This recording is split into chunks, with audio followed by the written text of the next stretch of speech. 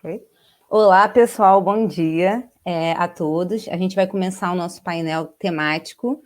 O tema é Que ensino de matemática para um futuro possível? Introdução à educação matemática e reflexões sobre a profissão professor de matemática, formação, prática e pesquisa.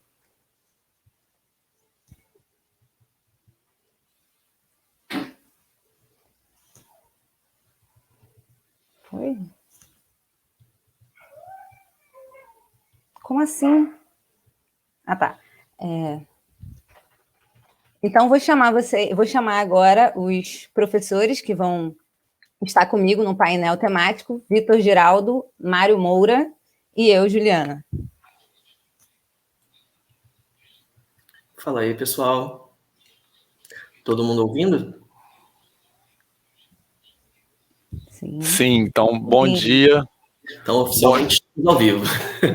Bom dia.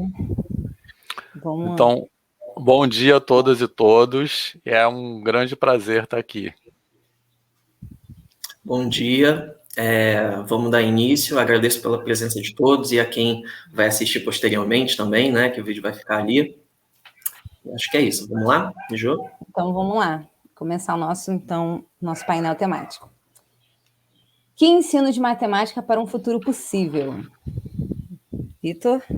Então, a nossa ideia em propor essa discussão, né, é pensar que transformações são necessárias na forma que o ensino de matemática tem acontecido hoje, tanto na educação básica quanto na educação superior, e na educação superior, em particular, na formação de professores. Então, que transformações, o que a gente precisa repensar e problematizar no ensino de matemática hoje? A gente colocou para um futuro possível no sentido da gente ter um futuro que seja viável, né? Um futuro que seja sustentável e que a gente possa produzir novos sentidos para as formas que a gente, como grupos, como coletivos e como culturas, temos estado no mundo e temos produzido sentido para esse mundo, né? Então, a gente quer pensar o que a gente tem que transformar nessas formas que o ensino de matemática tem acontecido para que a gente tenha esse futuro viável, né? Assim. E para pensar nisso, a gente se referencia, né? Uma referência que para a gente é muito importante é o que o Ailton Krenak propõe, né? Essa fala do Ailton Krenak está na obra dele, que é Ideias para Adiar um Fim do Mundo. E o que ele vai falar nessa obra é que para adiar o fim do mundo, a gente precisa contar novas histórias. E cada vez que a gente conta novas histórias, a gente adia um pouco o fim do mundo. Como a gente entende essa proposta, essa chamada do Ailton Krenak para contar outras histórias? Para a gente produzir novas narrativas, né? Para a gente novos sentidos, novas formas de entender o mundo que sejam mais sustentáveis, viáveis, coletivas, e que a gente possa estar nesse planeta de uma forma diferente, né? Com outras referências, né? Então é um pouco nesse sentido que a gente quer propor esse debate hoje, né? Assim.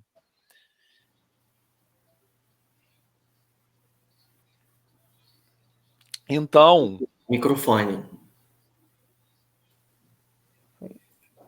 Então, quem somos e de onde falamos? Se apresenta para a gente, Vitor. Então, eu sou o Vitor Giraldo, sou professor do Instituto de Matemática da UFRJ, e na UFRJ eu atuo principalmente, né, lecionando no curso de licenciatura em matemática e em 2 programas de pós-graduação, um programa de pós-graduação e ensino de matemática e o programa de pós-graduação em educação.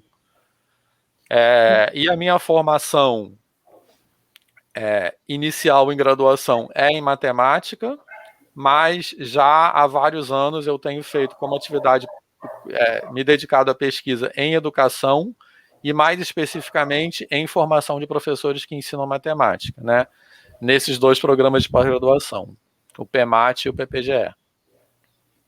Então, vou me apresentar agora, gente. Pessoal, eu sou a Juliana Oliveira, sou mestranda do PEMAT, né, do Programa de Pós-Graduação em Ensino na Matemática. Eu fiz a graduação também na UFRJ e hoje eu atuo como professora do Ensino Fundamental 2 em 2 colégios particulares. Mário? Bom dia mais uma vez, meu nome é Mário, eu sou recém-doutorando, né, comecei agora na turma de doutorado também do PEMAT, fiz mestrado no PEMAT, fiz graduação, sou formado licenciado em matemática pela UFRJ, atuei como professor na rede municipal da Prefeitura do Rio durante um tempinho e atualmente sou professor da Rede Federal de Ensino, atuando com o ensino fundamental neste momento. Então, de uma forma geral, somos todos professores de matemática. E eu acho que é dessa forma que nós nos colocamos nessa fala aqui hoje, né? Antes de tudo, como professores de matemática que estamos pensando e problematizando o ensino de matemática nesse sentido, de que futuro viável nós queremos produzir. Sim. Então, sobre o que falaremos, né? O que é educação matemática? A primeira em educação matemática em algumas perspectivas, né? A perspectiva de formação, prática e pesquisa, e exemplos e algumas reflexões. Então, a gente vai a ideia, né, fazer uma divulgação da educação matemática como campo de pesquisa, mas também algumas reflexões sobre o que a gente entende como ser professor, o que é matemática, e toda essa discussão vai estar ao longo da nossa apresentação. Vitor? Isso, então, pode falar, Mari. Não, só para comentar que a gente fez uma escolha, né, quando a gente pensou em propor essa disposição para todo mundo, que esse recorte que a gente está fazendo em 3 perspectivas de formação, prática e pesquisa, elas, na verdade, não são coisas que são pensadas isoladamente, na verdade. São coisas que fazem parte da nossa vida, do nosso dia a dia, da nossa rotina profissional. Então, aqui a gente fez uma escolha de pontuar, de alguma maneira, esses 3 itens, mas na vida real, né, essas coisas se misturam, se entrelaçam, elas dialogam, assim, de forma indissociável. Não só elas se entrelaçam, como elas devem se entrelaçar, né? Quando a gente pensa em educação matemática como campo de pesquisa, que é mais ou menos o que a gente quer falar aqui, como campo de prática, a gente não deve pensar, seria limitante pensar nessas coisas como categorias isoladas.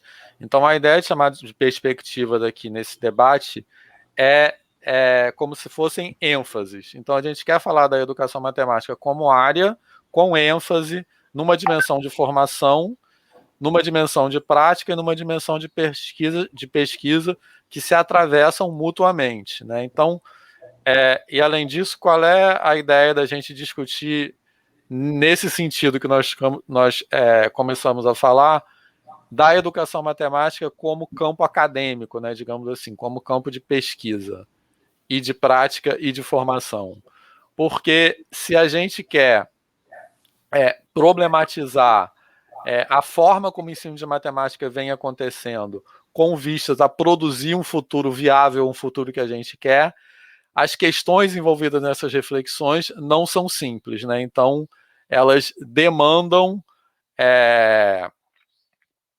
investigações, demandam diálogos entre essas investigações que caracterizam mais ainda a importância da educação matemática como um campo de pesquisa e não simplesmente como algo guiado por determinadas opiniões particulares, por exemplo, né? Então, a gente quer falar que como a educação matemática como campo de pesquisa é ainda mais relevante nesse sentido de pensar em que ensino de matemática a gente quer produzir. Outra coisa também que eu acho que é importante dizer é que a gente espera que essa conversa aconteça mais na forma de uma conversa mesmo, do que de uma palestra. Então, quem estiver aqui hoje participando, a qualquer momento, quiser colocar reflexões, contribuições, perguntas pelo chat, fiquem à vontade, tá? A gente gostaria que fosse assim, que não a gente ficar falando e ter pergunta no final, que fosse na forma de debate mesmo. Então, vocês podem ir colocando perguntas aí no chat, quem quiser perguntas, comentários, que a gente vai conversando durante a nossa fala.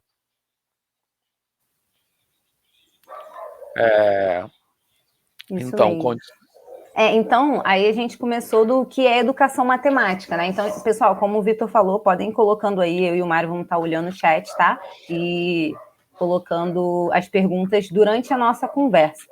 Então, o que é educação matemática, Vitor? Então, a gente colocou essa pergunta, né? Que a gente vai explorar essa pergunta. O que é educação matemática como campo de pesquisa nessas 3 dimensões ao longo da nossa conversa. E a gente, para começar, propõe uma reflexão que tem a ver um pouco com como a educação matemática, como área acadêmica, foi se delineando nas últimas décadas no Brasil e no mundo, né? Então, se a gente perguntar o que é educação matemática ou o que é fazer pesquisa em educação, o que é investigar em educação matemática, ou a gente está falando em educação matemática, mas essa pergunta se aplicaria para ensino de qualquer coisa, né, digamos assim. Então, o que é fazer pesquisa ou investigar em ensino de? Uma resposta que talvez possa parecer óbvia para essa, evidentemente, essa pergunta não tem uma resposta objetiva e simples, mas a gente tem caminhos para refletir sobre possíveis respostas para essa pergunta.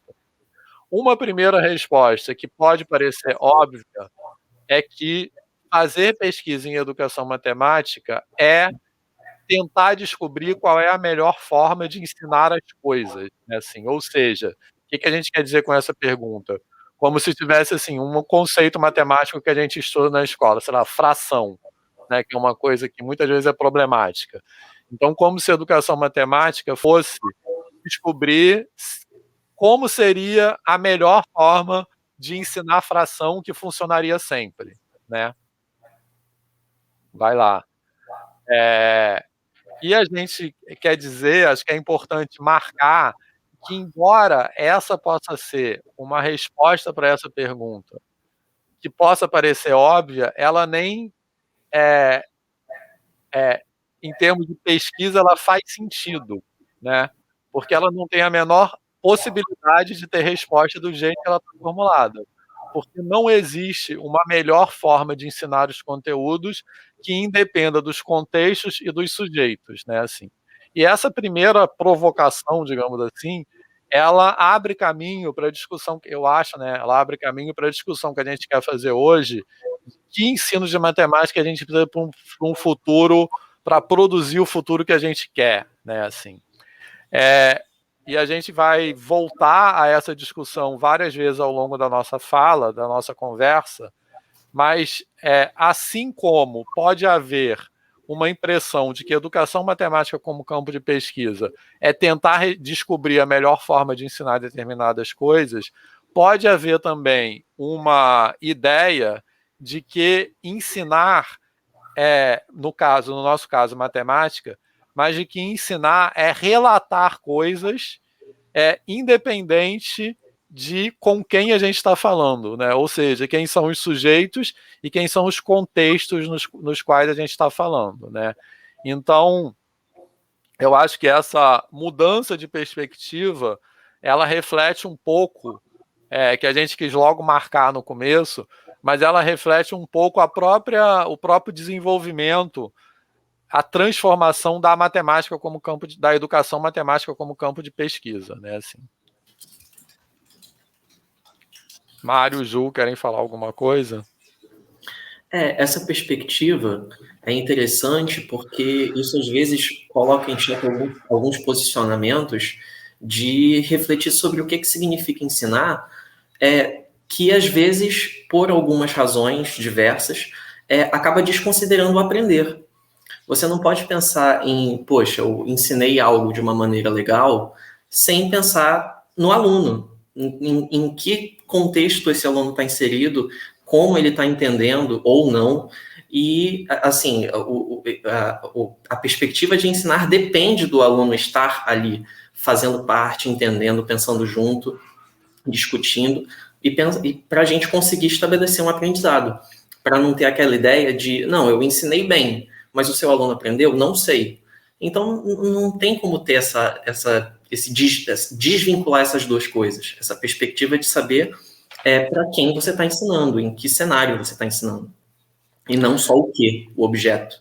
Essa questão de a melhor forma de ensinar conteúdos é como vocês estão colocando, não existe uma receita de bolo, né? Às vezes o que funciona numa turma não vai funcionar para outra, e se a gente tem esse discurso simplista de tem uma melhor forma, parece que então é simples resolver, né? E não é o caso. A educação, né? Quem trabalha na educação, quem trabalha na sala de aula, sabe que existe várias circunstâncias, não é uma coisa simples, não é para ser simplista, porque não é.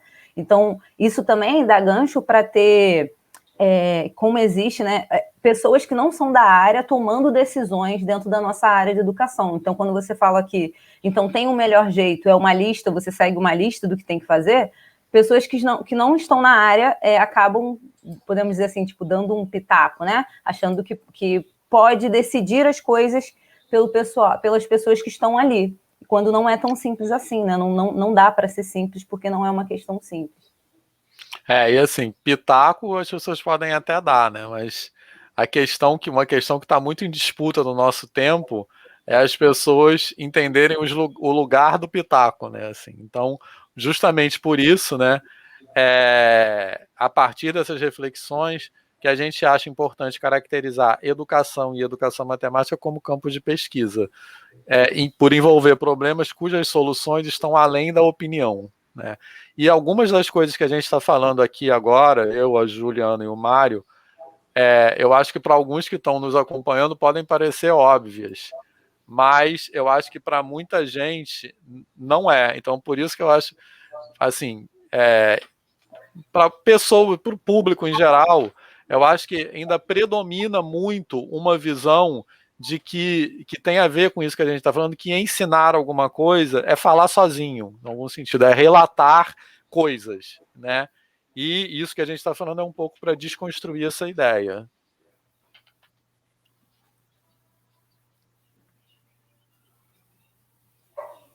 E aí, como a gente falou, né, para a gente considerar que a melhor forma de ensinar, tem que levar em consideração que matemática, em que escola, né, qual o seu contexto em que você está, né, para você ter uma melhor forma de ensinar ou não. Tudo depende do contexto do sujeito, né? Isso. Então, nesse sentido que a gente está falando, se a gente pensa em educação matemática como campo de pesquisa, como a melhor forma de ensinar coisas, essas perguntas aí que a gente está colocando antecedem essa reflexão, né? Quando a gente está falando de ensinar matemática na escola básica, a gente está pensando em ensinar que matemática em que escola, né? Isso pode parecer óbvio, ou pode parecer que tem resposta única, mas não tem, né? Essas perguntas não têm uma resposta única, né? Quando a gente quer dizer que matemática, que sentido a gente quer dar para a matemática na escola? E que escola é essa, no sentido de que projeto político de escola a gente está falando? E esse projeto político de escola, ele se sustenta, de forma geral, nessas coisas. A gente entende conceitualmente uma ideia de escola como sendo para quem, de quem e referenciada em quê, né? E justamente isso não só não tem uma resposta, essas questões não têm uma resposta única nem evidente, como elas estão em disputa no contexto brasileiro contemporâneo, talvez como nunca tenham estado num passado recente, né? A gente tem nessa nossa conjuntura política, uma grande disputa sobre que projeto político de escola e que sentido de conhecimento essa escola pode mobilizar. E como a gente está dizendo aí, para quem e de quem é esse conhecimento? Quer falar alguma coisa, Mário? Assim, essa parte é realmente absolutamente tudo que o Vitor está falando. É algo que extrapola, vamos dizer assim, o ensino só de matemática, porque a gente permeia, né, a gente faz parte de um grupo, de um coletivo, de uma instituição que, assim, tem língua portuguesa, tem geografia, tem história, tem sociologia, tem filosofia, tem artes. Então, tudo isso precisa ser pensado, assim, em conjunto. Às vezes existe uma coisa muito de isolar a matemática numa forma quase que colocando num pedestal, como se matemática fosse intocável. E aí, isso isola, muitas vezes, essa disciplina de refletir sobre outras questões com outras disciplinas e com outras perspectivas. Enfim, acho que isso é algo que, assim, é indispensável a gente ter que pensar sobre. Essa visão de ensino de matemática como simplesmente relatar coisas, né, nos faz pensar também, assim, do ponto de vista político e epistemológico, tanto da educação matemática como campo de pesquisa, como ser professor ou professora de matemática como profissão, né? E esse compromisso político e epistemológico do ensino, e a gente está falando do ensino tanto de matemática, no caso, tanto como campo de pesquisa, como campo de prática profissional, não é com o conteúdo, e sim com o sujeito, né? E sim com o aprendiz, com as pessoas, né? E essa visão que a gente defende, que é superficializada, de ensino como relatar coisas, é como se a gente tivesse um compromisso epistemológico com o conteúdo e não com o aprendiz. E uma coisa que eu acho que é muito particular, talvez, da matemática como disciplina escolar, é que a gente vê com certa frequência na disciplina escolar matemática que às vezes o aluno é sacrificado em prol do conteúdo. É como se o conteúdo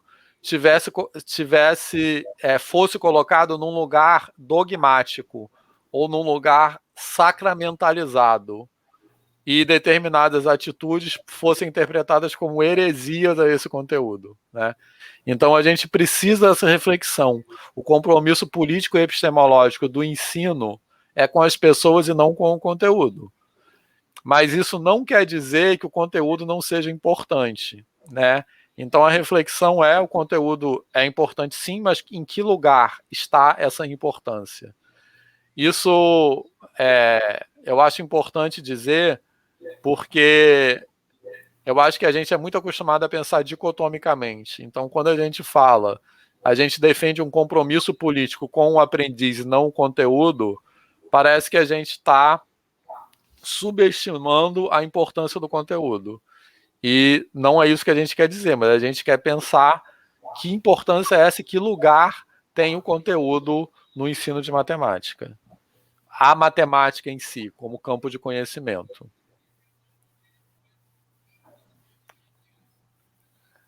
Então, algumas dessas reflexões que nós colocamos para provocar, eu acho que elas preparam um pouco as coisas que nós queremos compartilhar aqui hoje, e elas também refletem algumas transformações da própria educação matemática como área, né? Assim, que eu acho que no começo, quando a educação matemática começou a se delinear como área, ainda havia uma visão de qual é a melhor forma de ensinar as coisas. E a problematização dessa visão foi definindo e foi fazendo emergir diversas perspectivas de pesquisa dentro da educação matemática como campo. Nós colocamos apenas algumas aí para evidenciar a diversidade dos possíveis olhares e como esses olhares não se reduzem apenas àquela questão que nós colocamos no começo, de qual é a melhor forma de ensinar as coisas. Mário, quer comentar alguma coisa, Ju, sobre isso?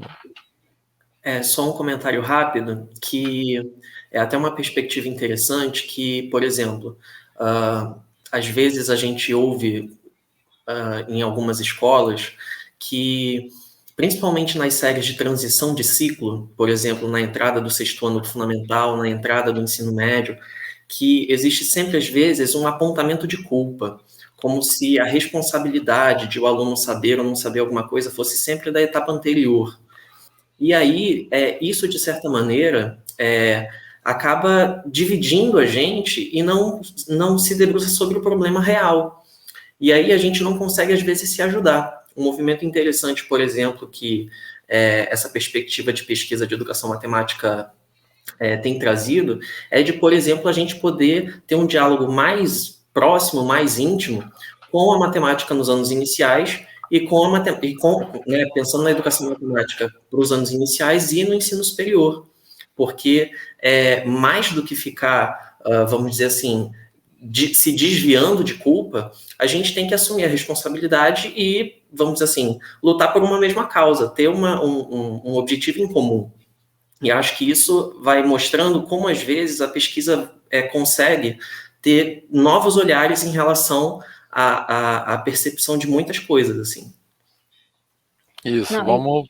E o legal, assim, é que a gente está colocando aqui alguns exemplos, né, de áreas que existem na pesquisa em educação matemática para reforçar o fato de que não é simples, né? Não tem uma melhor forma de você passar um conteúdo, não uma resposta única, né? A gente estuda avaliação, a gente estuda formação de professores, trabalha com formação continuada, modelagem matemática, etnomatemática, são várias áreas que englobam a educação matemática. Então, realmente não é simples e tem muita gente trabalhando para tentar melhorar a educação, mas não tem uma resposta única, né? Vai depender do contexto e assim, são trabalhos muito importantes e sérios, então é importante também vocês saberem que existem essas áreas e até, se for de interesse, saber que existem grupos, né, colaborativos, grupos de pesquisa que estão falando sobre isso.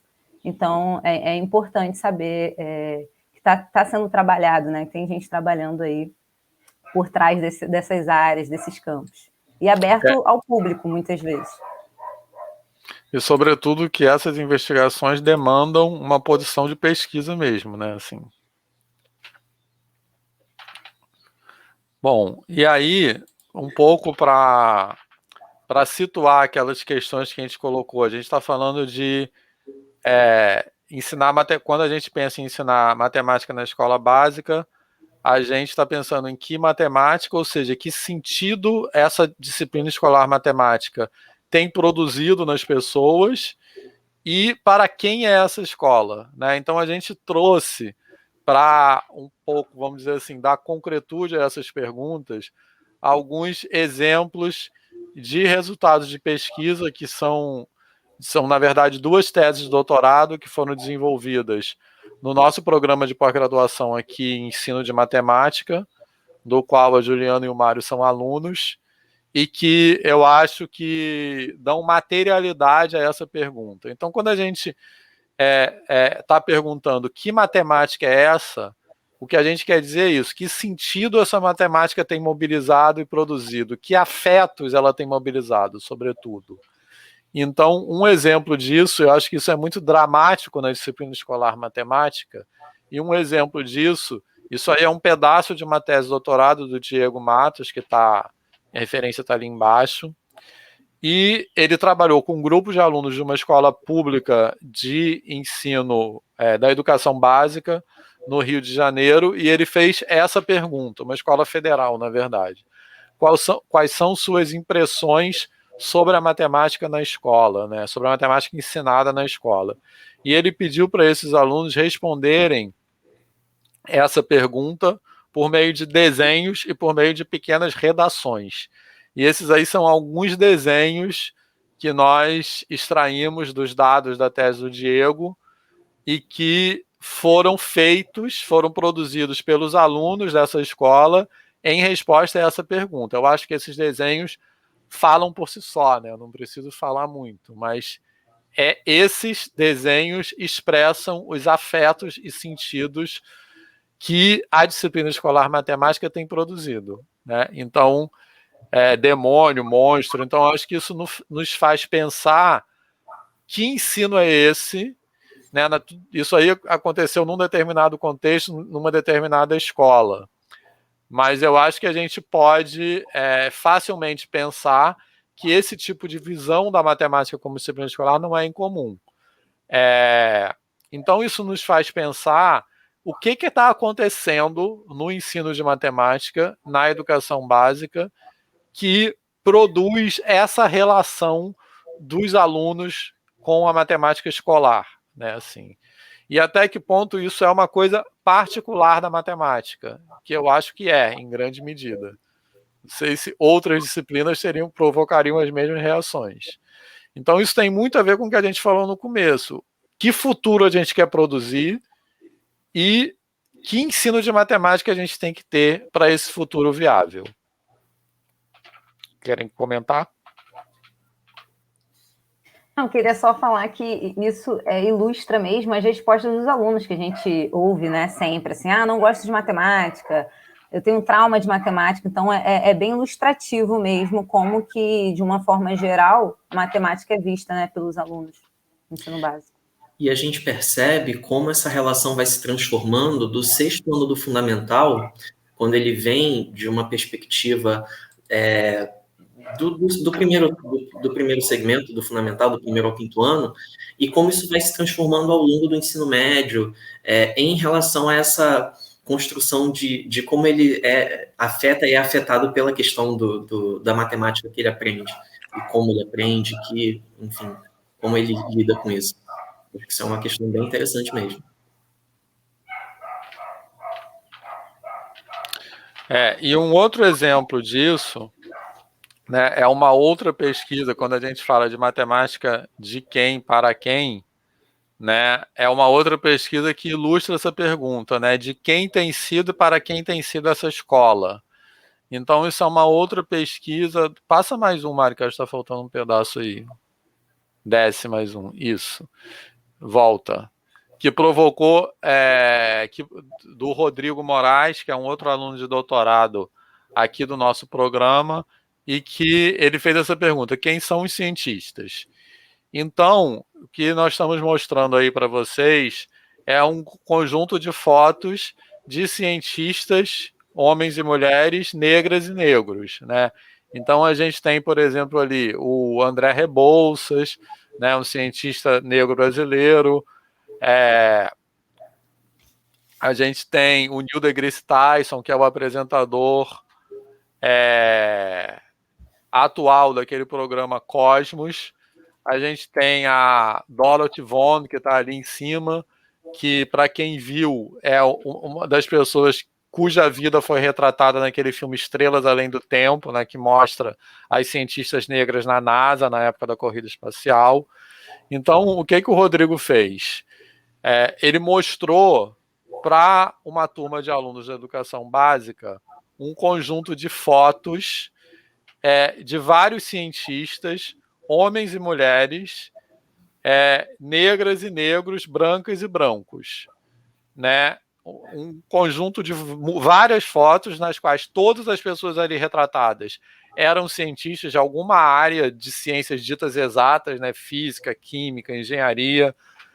E ele perguntou para esses alunos desse grupo quem são os cientistas.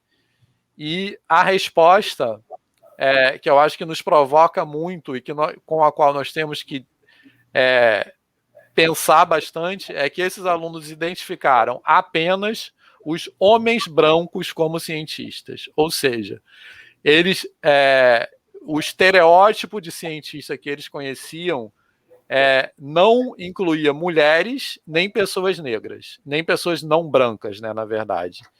Então, acho que isso nos faz pensar muito sobre essa pergunta, de quem e para quem tem sido essa escola, né?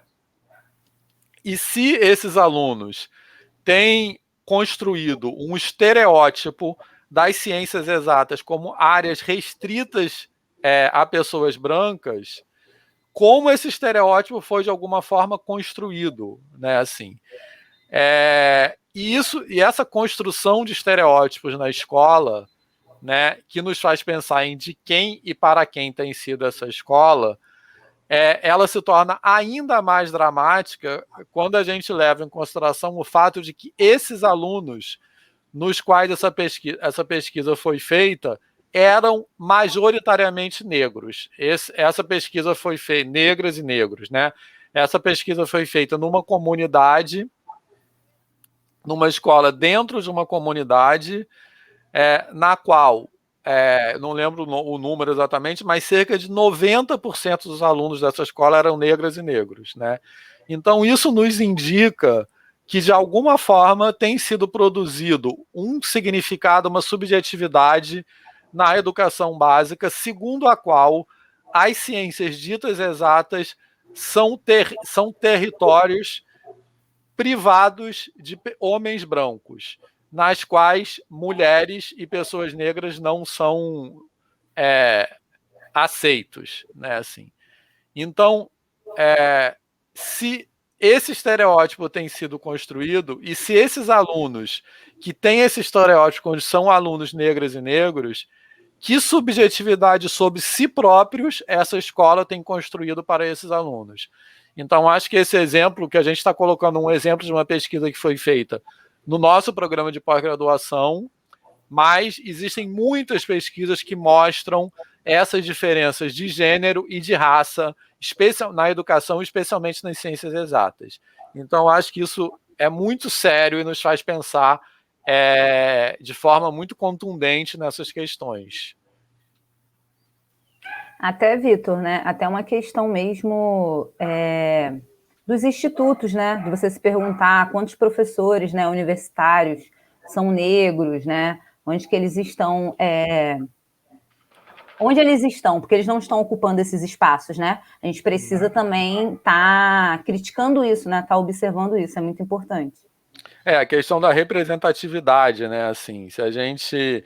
Os alunos que estão na graduação hoje, por exemplo, né? Ou mesmo na escola básica, né? Se eles olham para os seus professores, por exemplo, nas ciências exatas, que é o caso que a gente quer discutir aqui, quantos são mulheres e quantos são negras e negros, né? Assim, então, isso que indica, o que isso indica para esses alunos sobre que caminho eles podem seguir, né?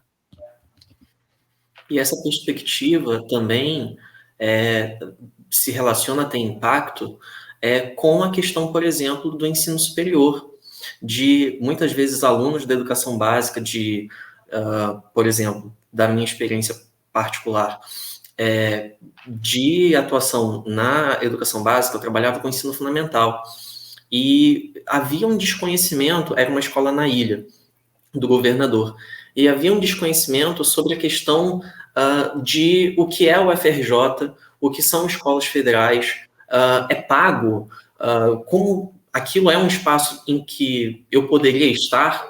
Eu acho que isso faz parte um pouco de refletir sobre até a questão mais, assim, de trazer essas possibilidades para a concretude, para que efetivamente as pessoas se reconheçam como aquilo também é um espaço para mim. E acho que isso, assim, precisa fazer parte do discurso, do diálogo. Ou seja, acho que a reflexão importante, que acho que permeia tudo que a gente vai falar daqui para frente, em que territórios, e territórios eu digo no sentido físico mesmo, né, e no sentido subjetivo e simbólico também, aquelas pessoas desenvolvem uma noção de pertencimento, né, ou seja, que territórios se colocam como territórios permeáveis para determinados grupos sociais. Então, acho que essa é uma reflexão muito importante, e as ciências ditas exatas têm uma característica particular nisso, por ainda serem vistos como campos restritos, em grande medida, a homens e a pessoas brancas.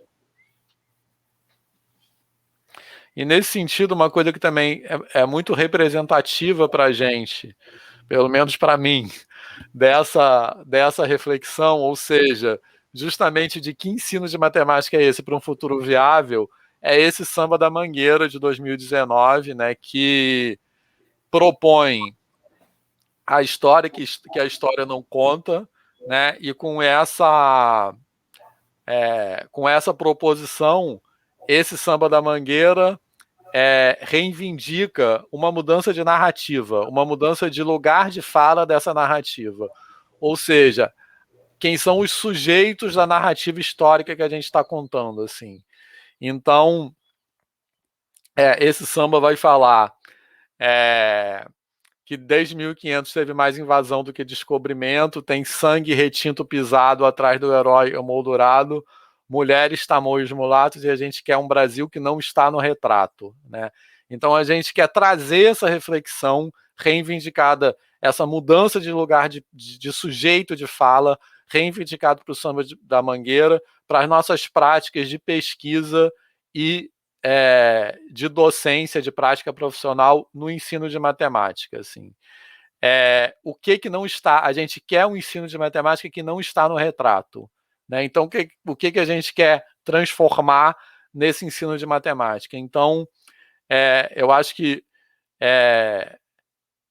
nesse samba, um verso sobre o qual nós nos referenciamos muito é o avesso do mesmo lugar. A gente quer uma prática docente de matemática que vire aqueles contextos do avesso, no sentido de reconhecer, legitimar e enxergar aquilo que está ali, os corpos, as sabedorias e as formas de estar no mundo que estão ali, mas são invisibilizadas. Então, é um ensino de matemática que vire do avesso, construído sobre o avesso daquele mesmo lugar. E agora, passando um pouco a essas 3 perspectivas, que até seria melhor chamar de ênfases, que nós queremos falar, porque como nós queremos dizer, elas não são estanques, né? Assim, são ênfases que se entrelaçam. Então, a primeira delas falar de formação. Então, a gente vai falar de como a formação é entremeada pela pesquisa. A gente vai falar de pesquisa sobre formação de professores de matemática, né, e de como a própria pesquisa é impelida pela formação de professores. Então, quando a gente pensa em formação de professores de matemática,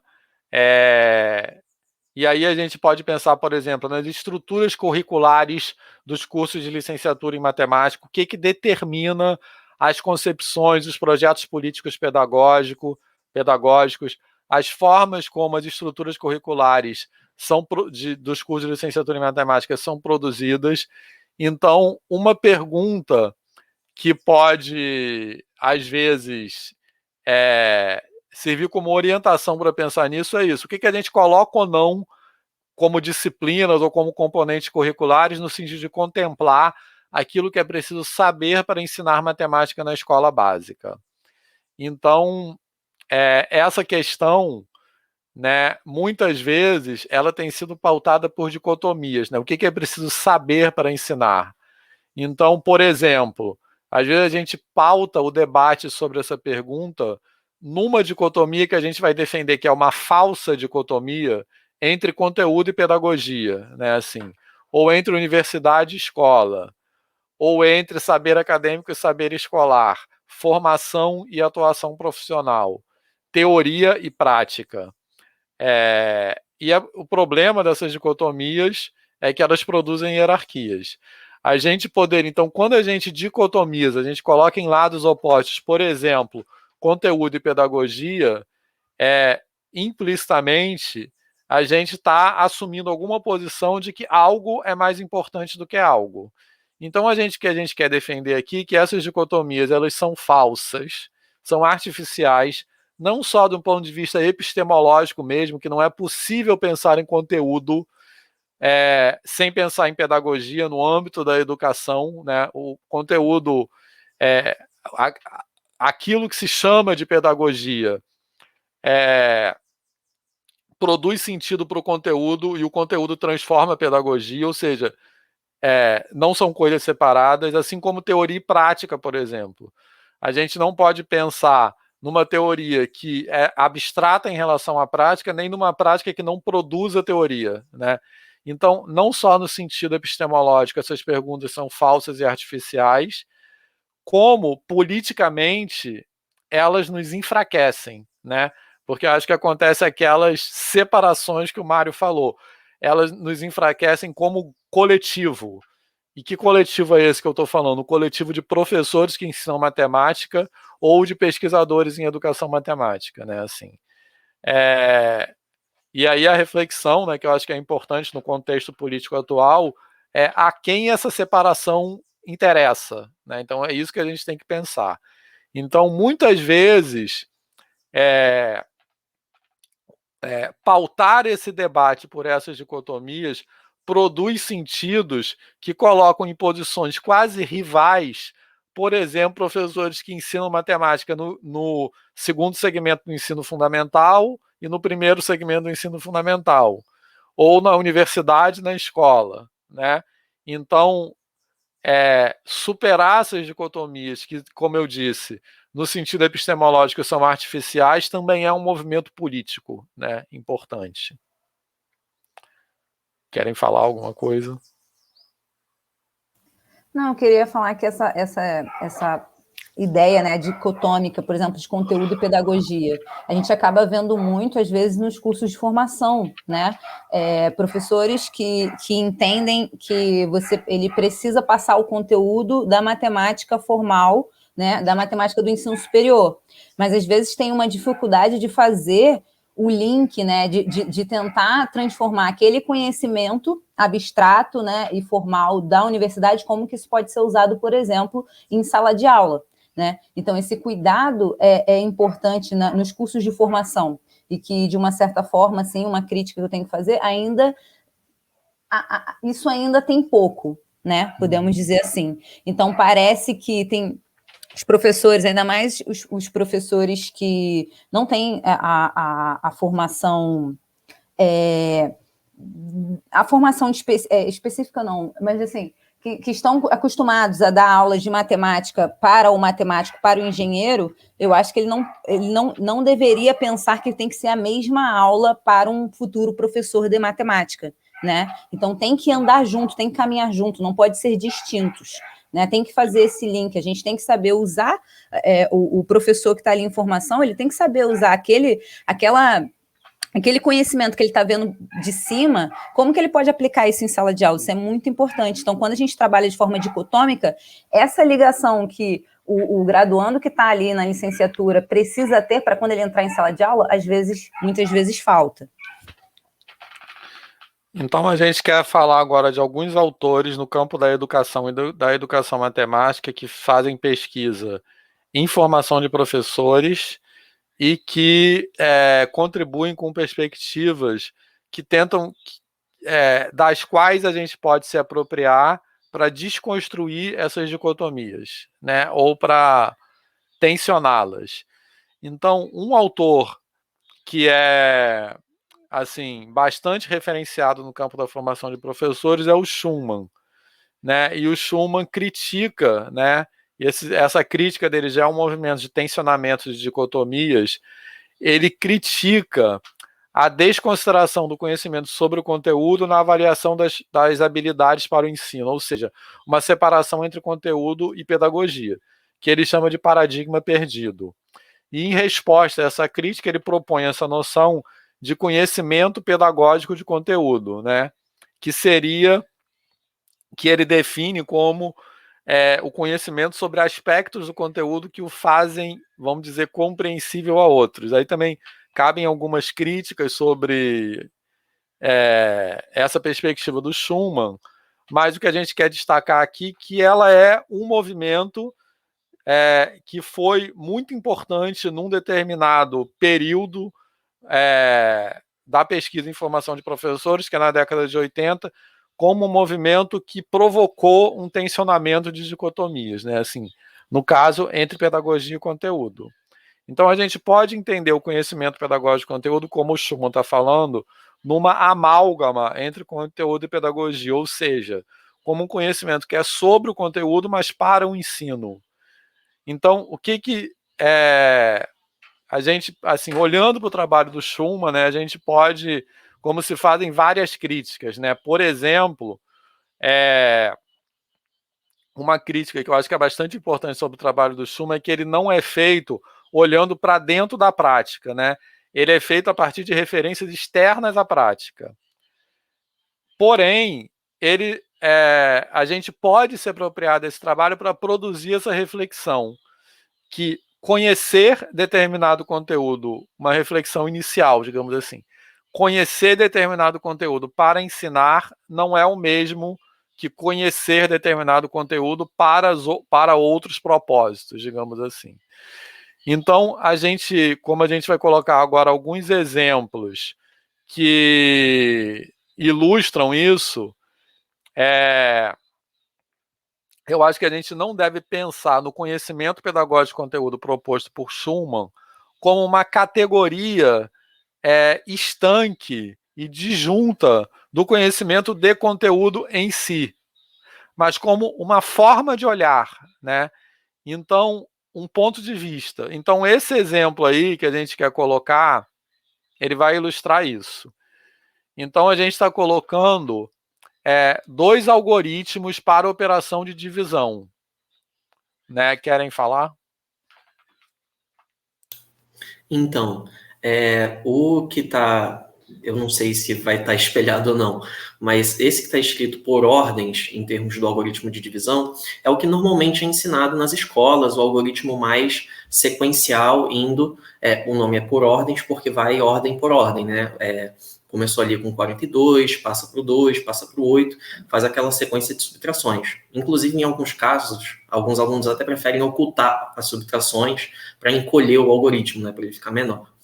Só que esse algoritmo, embora tenha, é o mais difundido, e ele tenha, do ponto de vista matemático, uma eficiência muito legal, porque ele vai pegando sempre, montando já os resultados prontos do quociente da divisão, ele esconde um pouco a ideia essencial de divisão, que é o que pode ser melhor percebido em termos de, vamos dizer assim, compreensão conceitual, pela divisão por estimativas. Aí, Juliana, você quer comentar alguma coisa? Não, e dizer que, assim, é muito emblemático essa questão da divisão, né? Porque, às vezes, é um problema na educação básica, o entendimento da divisão. Então, muitas vezes, o aluno não consegue entender o algoritmo da divisão, ele não consegue ver sentido naquilo, né? E talvez a resolução por estimativa fosse algo mais palpável a esse aluno. Só que, geralmente, o que é passado no ensino básico muitas vezes é apenas uma opção que é por ordens. Então, assim, já tive experiências de vários alunos que falam assim, professor, eu sei fazer divisão na minha cabeça, mas eu não sei passar para o papel. Então, ele tem a dificuldade a escrita, né, o algoritmo por ordens, ele tem essa dificuldade. Significa que ele não sabe? Não, significa que ele não entende o algoritmo por ordens, mas talvez se fosse mostrado uma outra perspectiva, né, um outro exemplo, por exemplo, como por estimativas, talvez para ele faria muito mais sentido. Né? Então, é importante, eu acho até que é importante, sempre que possível, nós, professores de matemática, dar mais exemplos de resoluções, né? Não pautar apenas numa única forma de fazer, numa única forma de resolver. Essa situação, eu acho que deveria até ser mais debatido na formação, porque tem muitos professores até que desconhecem, por exemplo, essa resolução por estimativa, e que poderia, por exemplo, numa prova dar errado. Né? Então, é importante, é interessante a gente estar vendo várias opções de uma mesma resolução e entender o raciocínio e dar significado para os algoritmos, né? Para que aquele aluno entenda da melhor forma possível. E essas... Perdão, fala, Vitor.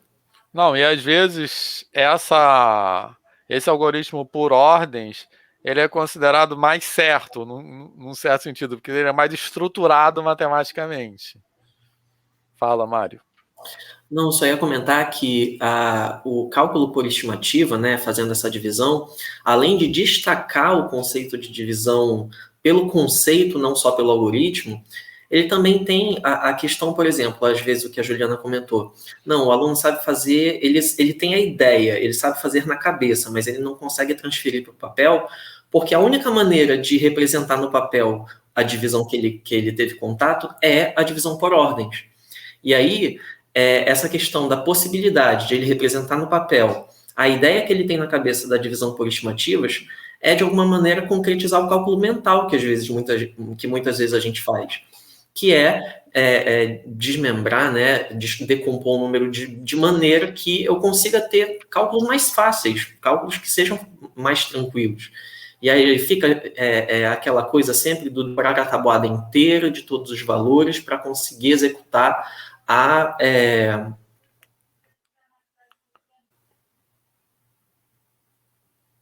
Pessoal? Todo mundo ouvindo? Agora sim. Agora sim, mas tinha caído, você pode repetir? Deu uma piscada aí, eu não sei exatamente o que aconteceu. Não, mas eu vou comentar isso, que essa representação por estimativa também tem um vínculo tão forte com o cálculo mental, que é o que a gente pratica, mas a gente não concretiza, não identifica, não dá nome, portanto, às vezes não trabalha explorando com o potencial que essa estratégia tem. É isso. E o interessante também na ideia da estimativa é que ele está levando em consideração, né, a ordem dos números, né? Às vezes, quando você está fazendo por ordem, você está pensando 7, mas não é 7, né? 700 aqui, né?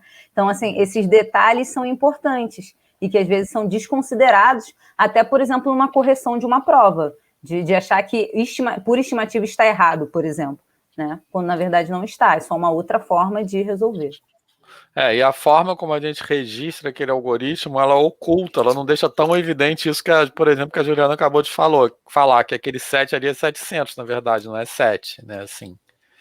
Enfim, todas essas questões que a gente poderia ficar falando horas só sobre esse exemplo aí, né, que ele tem várias questões, mas ele serve para ilustrar essa questão que o conhecimento pedagógico de conteúdo e o conhecimento de conteúdo não devem ser pensados como categorias, mas como perspectivas para olhar as coisas. Nesse sentido, essa pergunta que a gente colocou acima, ela, de propósito, é mal formulada, né? Porque é para provocar essa reflexão. Não tem resposta. Que algoritmo para operação é melhor? Né? Porque depende melhor para quê? Né? Então, se a gente pensar só do ponto de vista do conhecimento de matemática por si só, poderia ser uma argumentação aceitável que o algoritmo por ordens é melhor porque ele é ótimo, né? Ele é otimizado. Ou seja, ele leva ao resultado com um número menor de etapas. Mas se a gente pensar na resposta para essa pergunta do ponto de vista do conhecimento pedagógico de conteúdo, esse argumento que eu acabei de falar não é aceitável, porque a gente é obrigado a levar em consideração o fato de que, quer dizer, levar em consideração que aspectos cada um desses algoritmos pode ter relevante para o ensino ou para a aprendizagem, né? Assim. Então, antes de serem categorias, o conhecimento pedagógico de conteúdo e outras formas de conhecimento profissionais de docentes são perspectivas para olhar essas reflexões. De que ponto de vista nós olhamos. E agora nós trouxemos mais alguns exemplos que tem a ver com isso. Volta. Está dando spoiler. Então, se a gente fizer essa pergunta aí, o que é 2 elevado a 3, né? Assim, eu acho que grande parte das pessoas sabe responder isso, né? O que a gente quer dizer com isso? Como a gente dá sentido a esse símbolo, né? O que é uma potência 2 elevado a 3? Então, é multiplicar 2 por 2 por 2. É multiplicar a base por si mesma 3 vezes, no caso. E a gente perguntar aí, o que é 2 elevado a menos 3? Eu acho que na educação básica, de alguma forma, isso é apresentado, né? Assim, as pessoas podem nem entender por quê, mas é dado pelo menos uma fórmula que responde isso, que 2 elevado a 3 é 1, 2 elevado a menos 3 é 1 sobre o 2 elevado a 3. Da mesma forma, se a gente perguntar o que é 2 elevado a 1/3, na educação básica, de alguma forma, é dada uma resposta, né? Que é a raiz cúbica de 2. Né? Então, de alguma forma, eu acho que, em geral, a partir do que é apresentado na matemática da educação básica, é possível fornecer alguma resposta para essas perguntas. mesmo que essa resposta, que o aluno, no caso, não sabe explicar, não sabe por quê, mas é possível dar alguma resposta. Agora, se a gente perguntar o que é 2 elevado a π, né, essa pergunta aí, isso pode não ter qualquer significado, né, para os alunos, porque isso normalmente não é tratado, né? E pode ir. E por que isso não é tratado? Porque muitas vezes não é tratado na formação inicial de professores, mais ou menos como a Juliana estava falando agora há pouco, né? Assim. Então, 2 elevado a π, o significado de uma potência com expoente irracional, no caso, é um exemplo bem característico de uma discussão que fica num limbo, né? Ela não é apresentada nem no ensino médio e nem é revisitada no ensino superior, nos cursos de licenciatura em matemática, com um olhar de professor, né? Então, qual é a dificuldade de 2 elevado a π? Ou de dar sentido a esse símbolo? Porque a gente precisa de um processo de aproximação infinitesimal.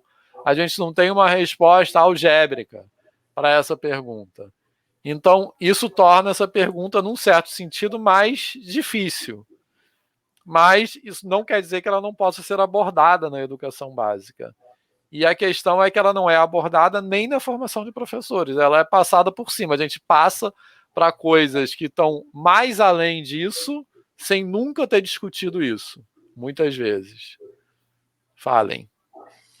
É só uma coisa também que, mesmo quando existe uma, vamos dizer assim, uma fórmula que permite aquele cálculo, por exemplo, 2 elevado a menos 3, C1 sobre 2 elevado a 3, que é visto assim cedo no ensino fundamental mesmo, no 7º, 8º, 9º ano, só que qual o significado que é trazido quando a fórmula é exibida sem que aquilo traga sentido?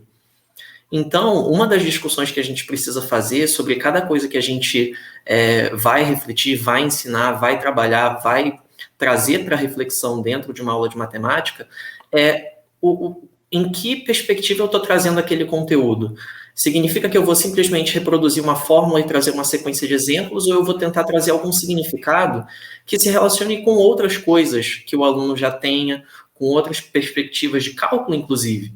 Que uma forma interessante de fazer essas discussões com expoentes não naturais é partir dos expoentes naturais e ver como essa operação vai se transformando, como ela vai se caracterizando, que propriedades ela vai atendendo, e isso traz mais significado do que simplesmente você dizer que a fórmula é determinada. E aí isso pode, inclusive, fazer com que os alunos acertem questões que peçam cálculos desse tipo, sem que eles saibam claramente ou compreendam claramente o que eles estão fazendo.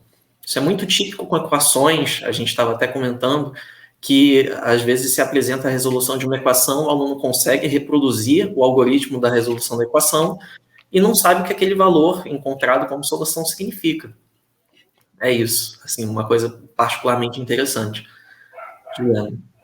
Não, eu queria colocar aqui em relação à potenciação, ainda existe um erro comum, né? Que às vezes até tem uma justificativa mesmo do exemplo particular, né? Então, por exemplo, quando você começa a dar potenciação na escola básica com o exemplo 2 elevado a 2, isso pode confundir o aluno, né? Porque 2 elevado a 2, ele pensa assim, 4.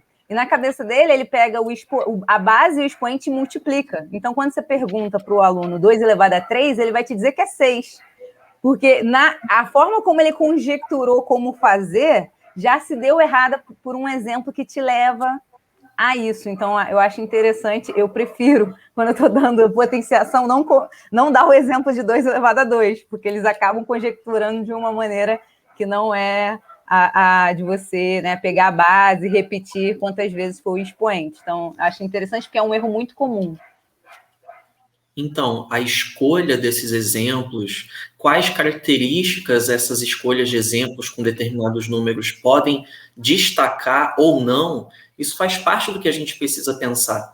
Então, assim, não dá para a gente fugir de determinadas questões, porque a gente não considera só aquela questão, não é só considerar o resultado como importante. a gente precisa pensar em como aquele resultado aparece, como aquele resultado é construído, é pensado, é conceituado, enfim. Isso, pode passar. Então, acho que pode adiantar essa aí já, Mário. Mais uma. É a Juliana que está apresentando, tá, Vitor? Ah, tá, Ju, desculpe. Relaxa. Mais uma. Então, essa pergunta aí tem a ver com isso também, com essa discussão, que é um conceito que muitas vezes não é tratado na educação básica, que é o conceito de infinito, né? Que é um conceito que tem várias perguntas surpreendentes, né? Então, se a gente perguntar, esses são alguns exemplos, né? Onde tem mais elementos, num segmento ou numa reta, num segmento ou num quadrado, números racionais ou números irracionais. E as respostas que são surpreendentes é que em um segmento de reta, né, ou seja, num pedaço limitado de uma reta, há tantos pontos quanto na reta inteira. E num segmento de reta também, num pedaço limitado, há tantos pontos quanto num quadrado, que é algo bidimensional. Porém, existem mais números irracionais do que racionais, embora sejam todos infinitos. Então, são questões muito surpreendentes e que talvez não sejam tratadas na educação básica justamente por terem respostas surpreendentes. Respostas que não podem ser assim facilmente abarcadas por uma explicação simples. E que essa discussão, como o exemplo anterior, não é feita nos cursos de formação de professores. E eu acho que esses dois exemplos, né, de por que isso não é discutido na educação básica, essas perguntas envolvendo o infinito, eu, por exemplo, que não sou professor da educação básica, mas eu tenho uma experiência de que sempre que eu discuti essas questões de infinito com alunos do ensino médio, por exemplo, invariavelmente isso provoca envolvimento, curiosidade. Eles ficam querendo saber sobre as coisas. Isso nunca falhou. Nas experiências que eu tenho, que são poucas, que, como eu disse, eu não sou professor de educação básica. Mas eu acho que um dos motivos pelos quais essas discussões não são feitas, como eu disse, é que elas não têm uma resposta simples e fechada rapidamente, né? Então, eu acho que isso sugere uma visão que, a meu ver, é completamente equivocada da aprendizagem, e em particular da aprendizagem matemática, como algo acabado, né? Como algo assim, eu aprendi aquilo ali e acabou. Né? Isso tem a ver com o que a gente vai falar já no final da nossa fala, sobre uma visão de ensino de matemática que é mais focada na apresentação de respostas do que na provocação de perguntas. Então, justamente o conceito de infinito, a potência dele, não é que a gente vai ter na educação básica uma construção formal para isso, mas que ele é muito potente para provocar perguntas e para colocar a aprendizagem como algo inacabado, que é a perspectiva de aprendizagem que eu acho que a gente deve se orientar na educação básica. Vai lá.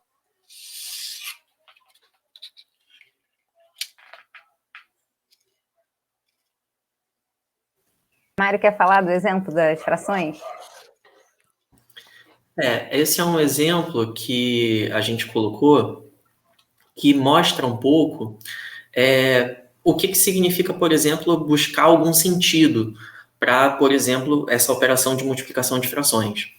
E aí, o primeiro que está destacado aí é um exemplo de uma multiplicação com inteiros, né, com naturais, 3 vezes 5, com uma representação de arranjo retangular.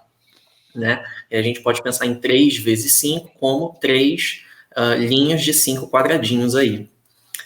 Pode seguir. E aí, a gente vai começando a trazer um pouco de significado quando a gente pensa nessa operação de multiplicar frações a partir da mesma abordagem. Por exemplo, está colocado aí o 3 vezes 2 quintos.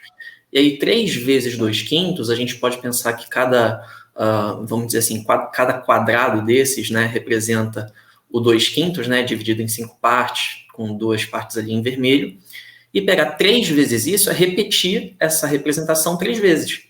E aí o total corresponde a 6 quintos. inclusive pensando naquele 3 vezes alguma coisa, ou triplo de alguma coisa, como ela, mais ela, mais ela. Então, 2/5 mais 2/5 mais 2/5, o que remete à soma de frações. Outro exemplo, pensando em 1/3 vezes 2/5. E aí, a gente, vamos dizer assim, mantém a ideia da representação retangular, mas adapta e chega ao resultado pensando mesmo em frações. E aí, a gente não tem como ver a animaçãozinha, mas a gente pode pensar que 1/3 vezes 2/5, ou 1/3 de 2/5, a gente pensa na representação 1/3, que está ali primeiro, vezes 2/5, está ali a segunda representação, uma na horizontal e outra na vertical. E se a gente pensa em sobrepor essas duas representações, a gente chega exatamente no que se quer, que é 1/3 do total de 2/5, representado por aquela parte roxa. E aí, isso mostra, em relação à unidade, ao inteiro que foi considerado, o que representa a parte roxa, que é 2/15. E aí você, por exemplo, chega ao resultado da multiplicação dos denominadores. E a gente coloca ali um numerador diferente de 1 para ter a representação de um exemplo que ilustre a questão final, né, que é uma regra para a gente conseguir fazer essa operação, que é, por exemplo, 2/5 vezes 3/7. E aí, a mesma representação de 2/5 ali em vermelho, no primeiro quadrado ali da unidade, vezes 3/7, também representado ali na vertical, o 2/5 na horizontal, e fazendo uma sobreposição deles, a gente chega naquela parte roxa que representa 6/35 da unidade. Então, isso é um exemplo de buscar algum significado para aquela regra que normalmente tem uma abordagem inversa, que você parte da regra e vai para os exemplos. Em vez de você investigar por meio de uma investigação numérica, nesse caso, a partir de uma representação geométrica, como que a gente pode ter uma determinada regra, um determinado algoritmo para fazer aquele cálculo.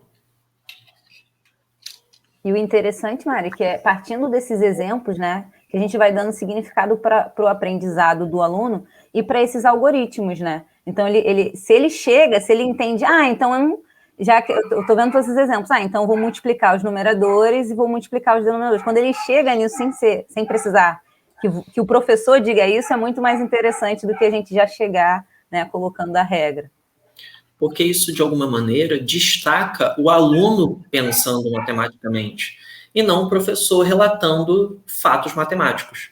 Porque essa perspectiva bota o aluno simplesmente numa posição de ouvinte que não pensa sobre. Ele simplesmente recebe a informação e ponto.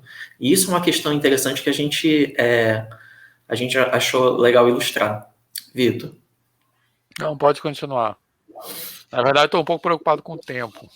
Tá. Ainda falta muito. Mas vocês já falaram tudo. Pode falar sobre isso. Ju, você quer comentar isso? Sim. Esse aqui é um exemplo de uma translação de gráficos, né? Que normalmente no ensino médio fica pautada a translação mais com exemplos, né, de funções trigonométricas, e a gente quis colocar aqui funções que são mais próximas dos alunos, né? A partir do 9º ano, o aluno vê, por exemplo, função quadrática. Então, você pode imaginar que aqui no primeiro caso, você tem um gráfico, né, de uma função x ao quadrado, e se eu só pego essa função e modifico pegando x ao quadrado menos 1, eu não preciso refazer, né, colocar todos os pontos e tentar traçar novamente. Eu entendo que esse menos 1 como se eu tivesse abaixado o meu gráfico, né, uma unidade do que ele estava anteriormente. E da mesma forma, quando a gente está fazendo o x menos 1 ao quadrado, eu estou deslocando o que antes estava na origem, né, para a minha nova origem agora a partir do 1.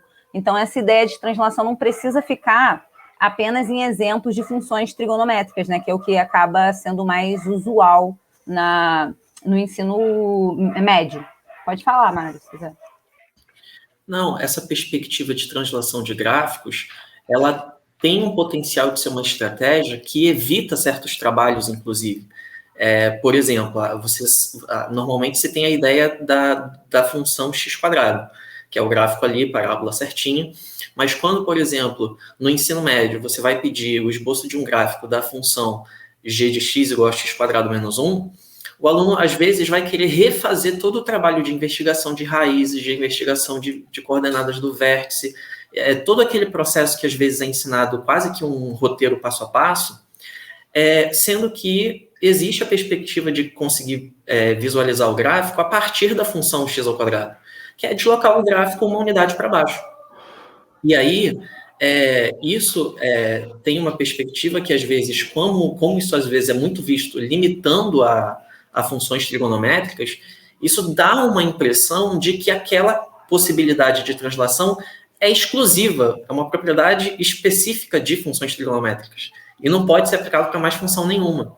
Isso é uma questão interessante, porque possibilita que o aluno consiga identificar o que são propriedades mais particulares ou menos particulares, mais gerais, no caso de tratamento com funções. Então, nós quisemos trazer esses exemplos assim de conteúdo e fazer essa discussão porque elas materializam um pouco o que esses autores falam, né? Então, por um lado, o que o Schumann fala como né, desse conhecimento pedagógico de conteúdo como uma perspectiva para pensar as coisas mais do que como uma categoria, e, por outro lado, a gente está trazendo alguns autores aí, o Tardif, o Antônio Nova, né? Antônio Nova é uma referência central para a construção, para a concepção do nosso complexo de formação de professores aqui da UFRJ, né? Que é essa política institucional que procura dar mais visibilidade e centralidade para a formação inicial de professores na universidade. Então, esses autores são autores que vão defender a perspectiva da profissionalização, ou seja, uma afirmação da docência como profissão. E que o Nova fala, trazendo isso para a formação inicial, uma formação construída dentro da profissão. Então, por que muitas dessas discussões que nós fizemos aqui, às vezes, não aparecem nos cursos de licenciatura em matemática?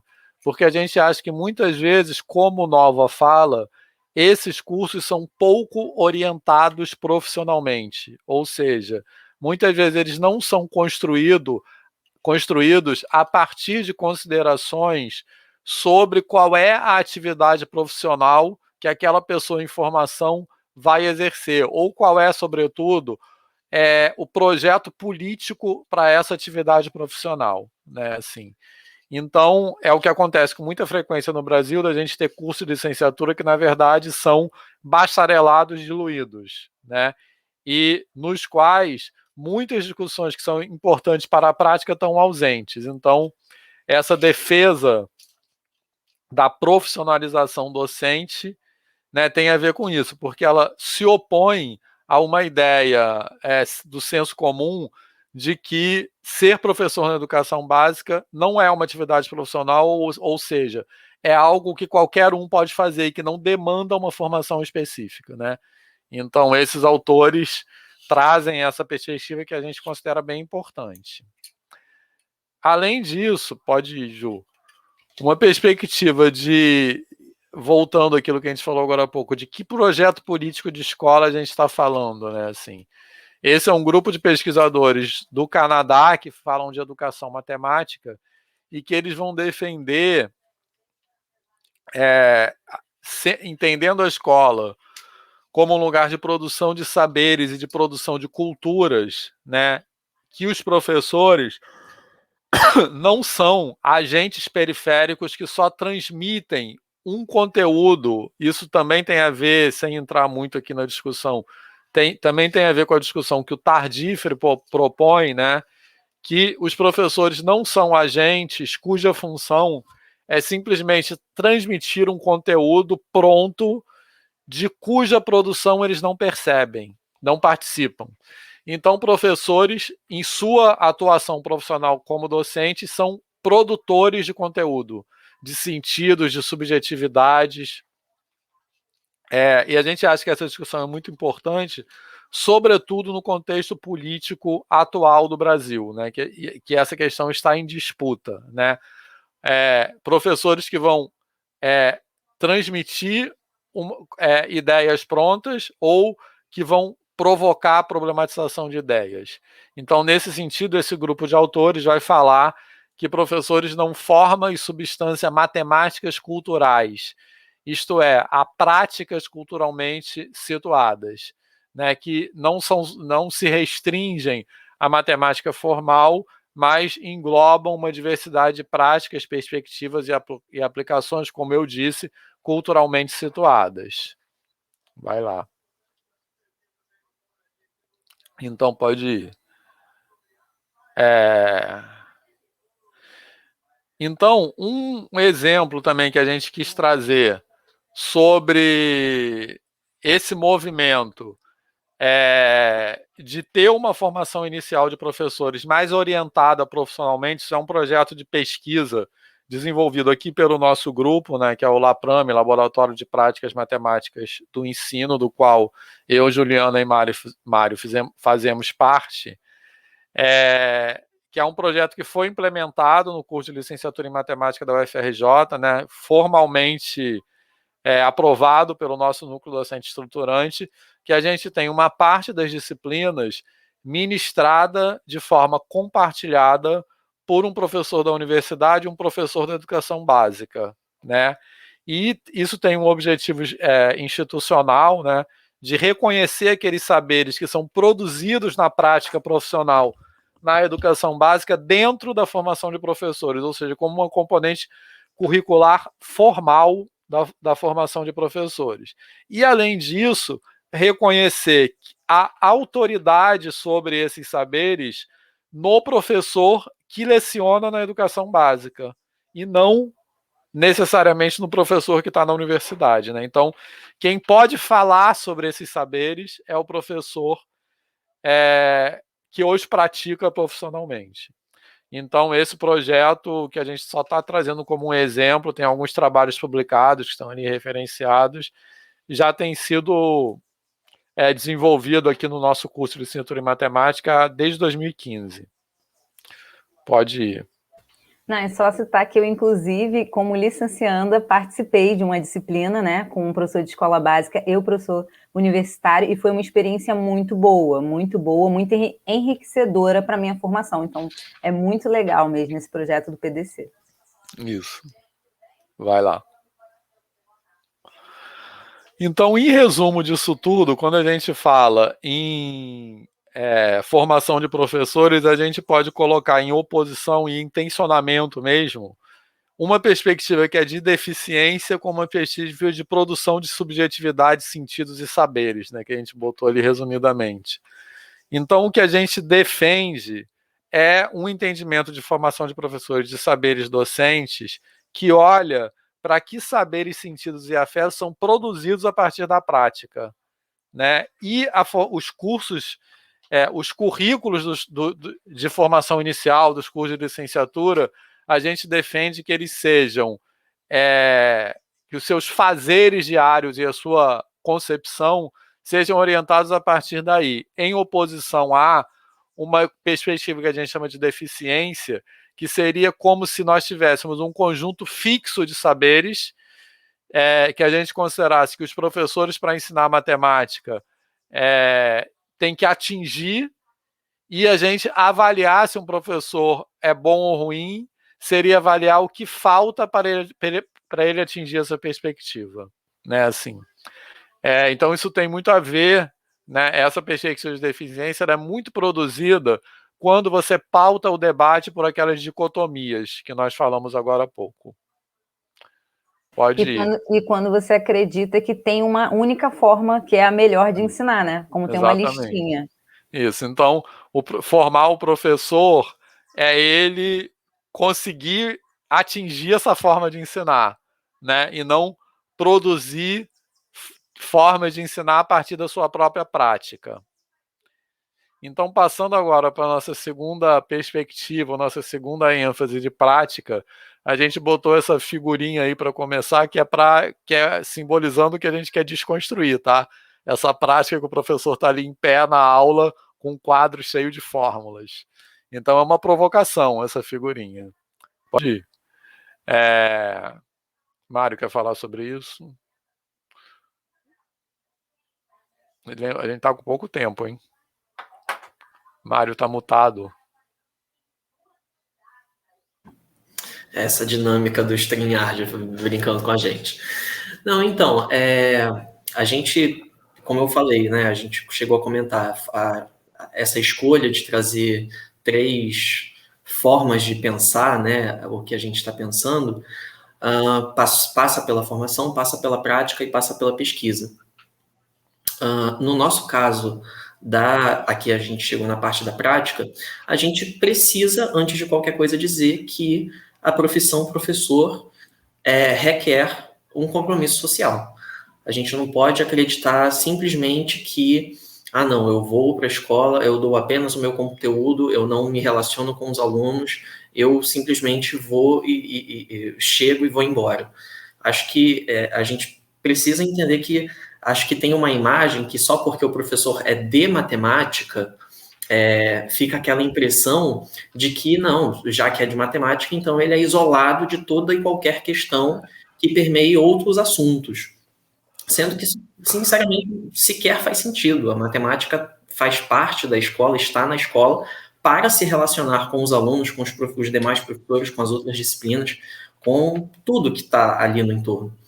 E também é preciso dizer algo sobre de a gente precisar defender a nossa profissão, em termos de valorização profissional mesmo.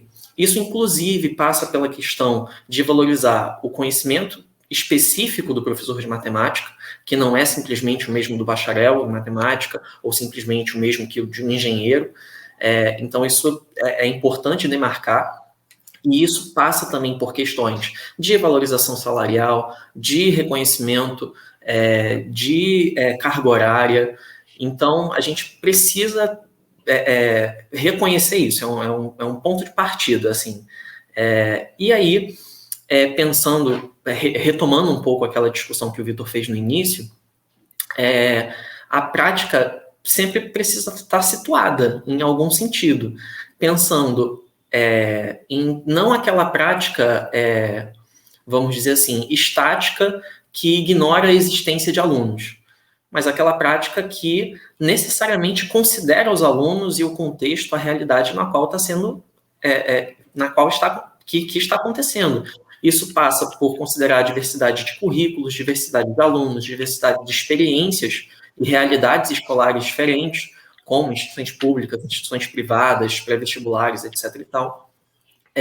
Diversidade de recursos em termos concretos, inclusive, infraestrutura, livro didático, data show, quantidade de alunos por turma.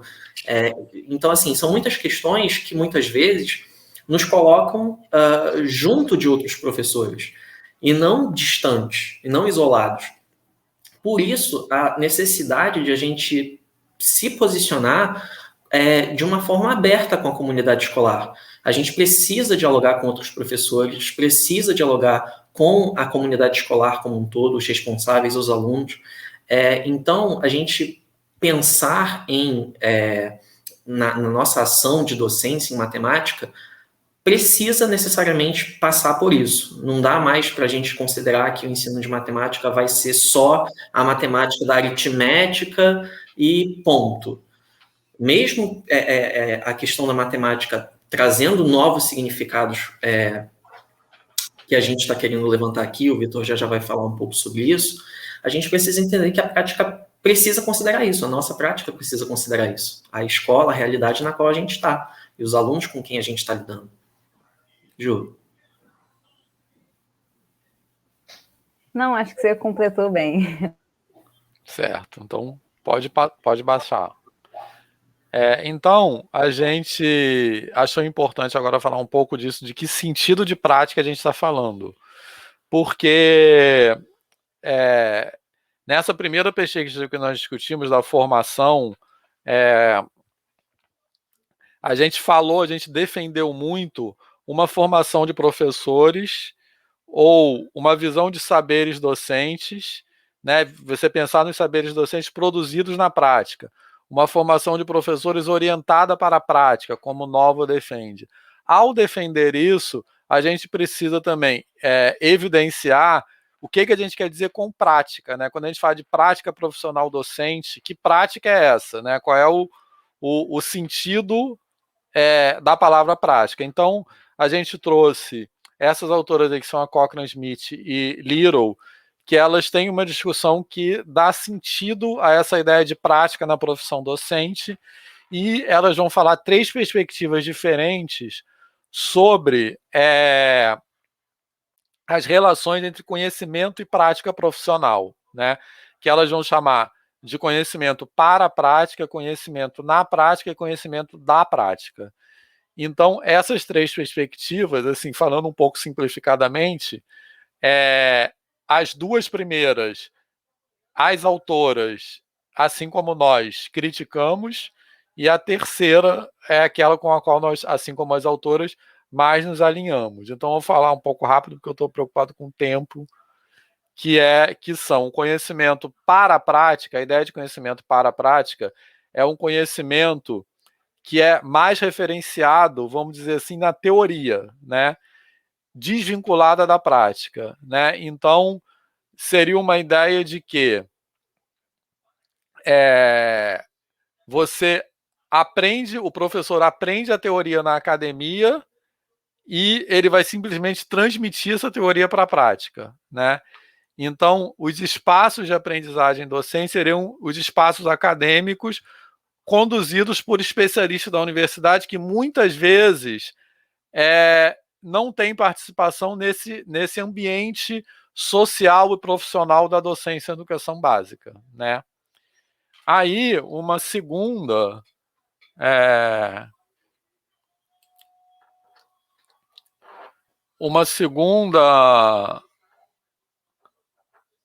perspectiva, que seria o conhecimento na prática, que é, no certo sentido, o contrário daquilo, que tem um peso maior na prática, mas também é uma prática desvinculada na teoria, né? Desvinculada da teoria. Então, seria uma prática naquele sentido, vamos dizer simplificadamente, que os professores aprendem por repetição. Então, os professores mais novos aprendem a partir da experiência dos professores mais antigos, mas sem muita problematização ou reflexão sobre essa experiência. Então, é uma prática que se desvincula da teoria por não se problematizar. Pode passar. O próximo. E, finalmente, aquelas que elas defendem, que é o conhecimento da prática, né?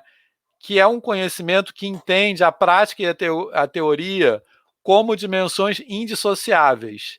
Então, é uma prática, é uma teoria que problematiza a prática, mas uma prática que produz teoria, né? Não é uma prática no sentido tecnicista como aquela dimensão anterior, que é simplesmente fazer coisas. É uma prática que se autoproblematiza, e nesse sentido produz teoria, né? Assim.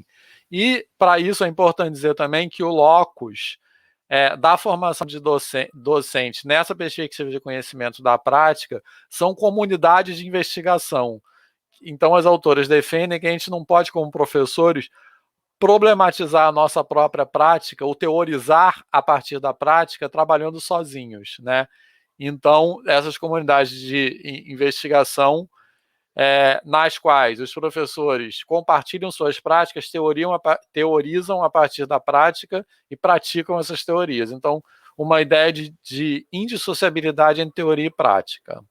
Não, e importante que é da reflexão, né, que se dá da prática, é você dar uma aula, refletir sobre aquela aula e dali produzir conhecimento, né? É muito importante a reflexão da prática da sala de aula, não é eu dei uma aula, pronto, acabou, é pensar sobre aquilo, revisitar aquilo que foi planejado, o que deu certo, o que não deu, então é muito importante. Isso também, só para comentar, isso também dá uma dimensão de que a formação não se esgota no fim da licenciatura.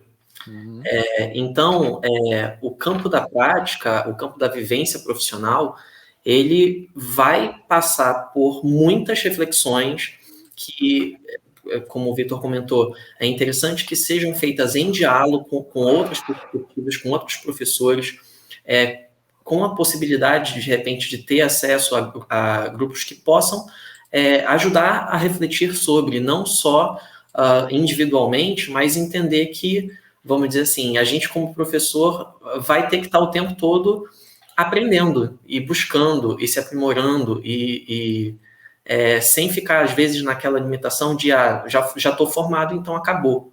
Eu só preciso dar minha aula e não preciso buscar nada ou aprender mais nada. É algo que a gente sempre tem que refletir sobre e buscar. Muitas vezes é uma coisa difícil por demandas que a gente, como eu comentei, tem da questão da valorização profissional.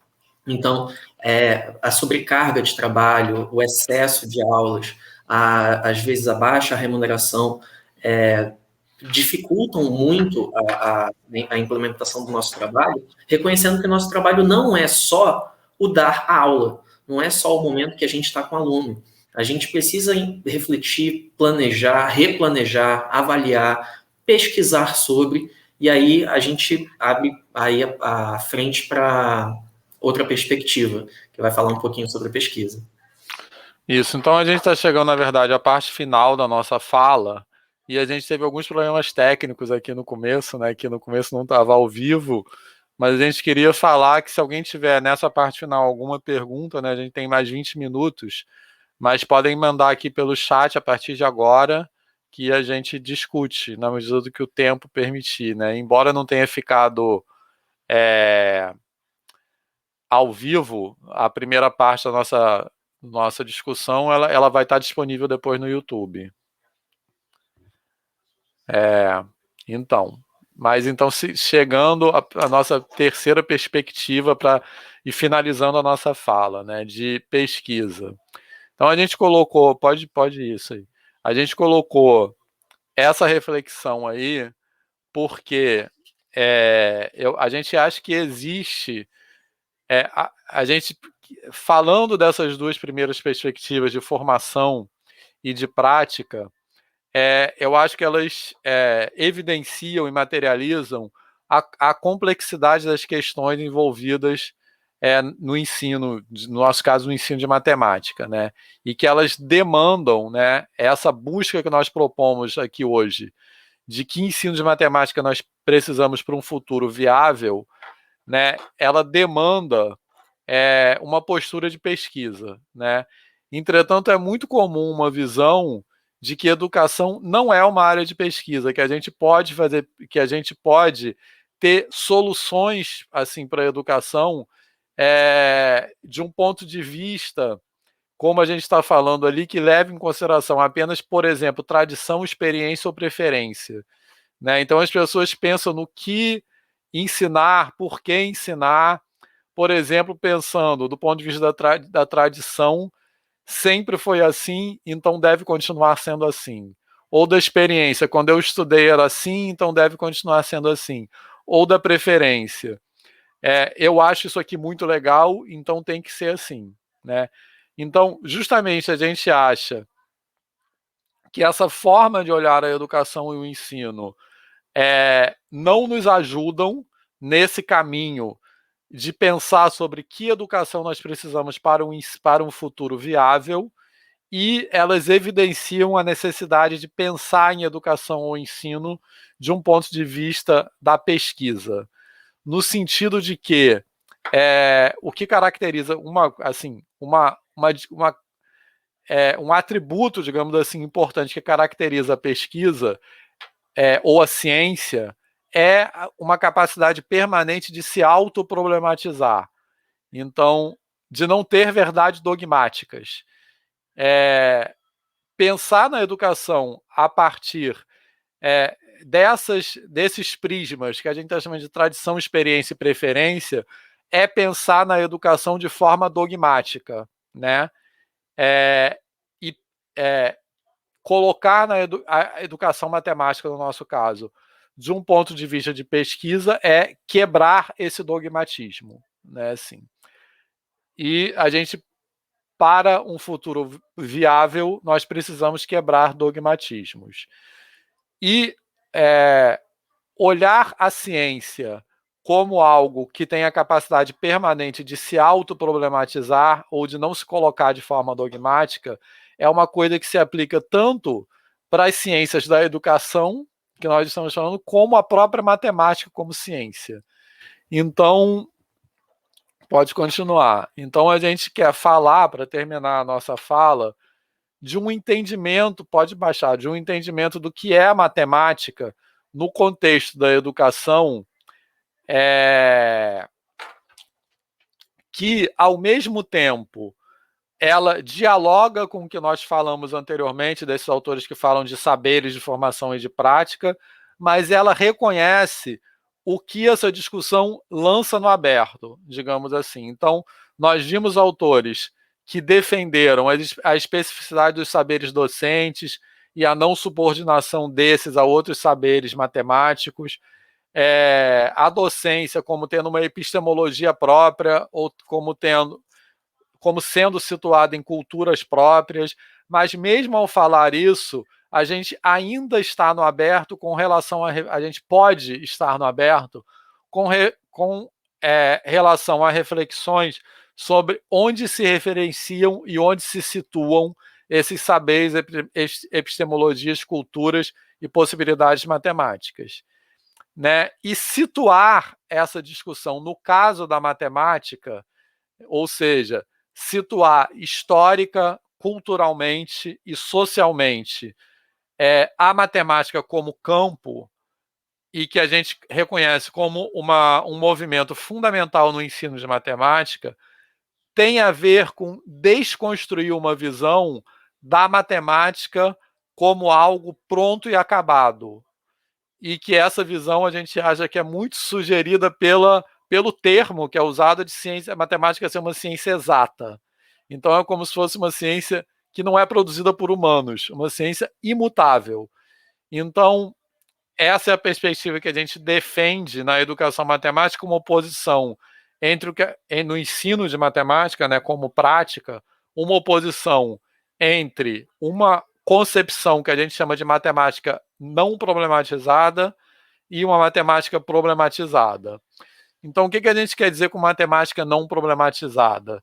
É uma visão, como eu disse, do conhecimento matemático como algo pronto, acabado, imutável, dogmático e inquestionável, no sentido de que não pode haver mudanças de paradigmas no ensino, na própria matemática como campo científico.